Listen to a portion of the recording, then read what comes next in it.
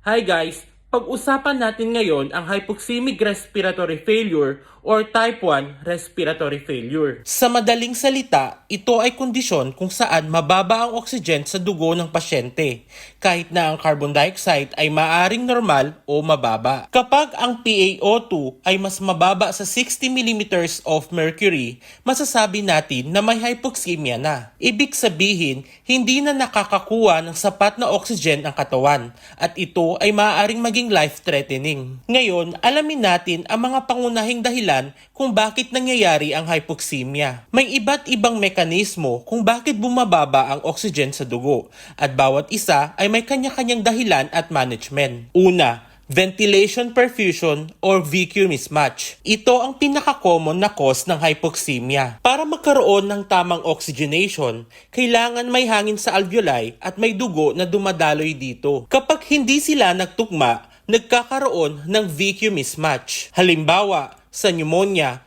may dugo pero walang hangin dahil puno ng fluid ang alveoli. Sa pulmonary embolism, may hangin pero walang dugo dahil may bara sa blood vessel. Ang good news, kadalasan nag-i-improve ito sa oxygen therapy. Pangalawa, shunt. Ang shunt ay mas seryoso. Dito, ang dugo ay dumadaan sa lungs pero hindi talaga na-oxygenate ang dugo. Parang dumaan lang ang dugo nang hindi kumuha ng oxygen. Halimbawa nito ang severe pneumonia, ARDS at atelectasis. Importanteng tandaan, hindi gaanong tumutugon sa oxygen therapy ang shunt. Kaya kadalasan, kailangan ng mechanical ventilation o PEEP. Pangatlo, alveolar hypoventilation. Ito naman ay kapag kulang ang paghinga ng pasyente. Hindi sapat ang hangin na pumapasok sa alveoli. Mga sanhi, drug overdose, CNS depression, neuromuscular disease, respiratory muscle fatigue. Dito, bumababa ang oxygen at tumataas ang carbon dioxide.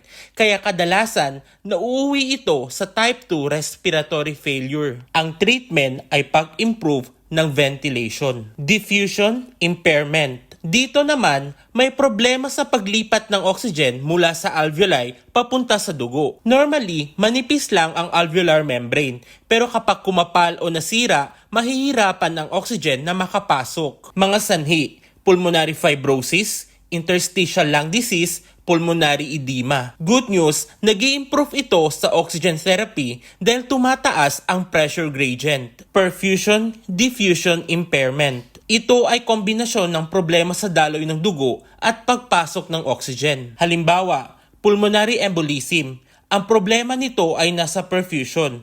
At fibrosis naman, ang problema nito ay nasa diffusion. Kapag pinagsama, lalong bumababa ang oxygenation ng pasyente. Decreased inspired oxygen. Minsan, hindi problema ang lungs, kundi ang hangin mismo. Kapag kulang ang oxygen na ini-inhale, katulad ng high altitude, maling oxygen setup at enclosed spaces. Solusyon, bigyan ng tamang oxygen ang pasyente. Venous at mixture. Ito ay kapag ang dugo na kulang sa oxygen ay nahalo sa oxygenated blood. Resulta, bumababa ang overall oxygen level sa dugo. Related ito sa VQ mismatch at shunt. I-summarize natin, ang hypoxemia ay pwedeng manggaling sa VQ mismatch, ang pinaka-common, shunt ang pinaka-severe, hypoventilation, diffusion impairment, perfusion issues, low inspired oxygen, at venous at mixture. Tandaan, ang VQ mismatch ay responsive sa oxygen,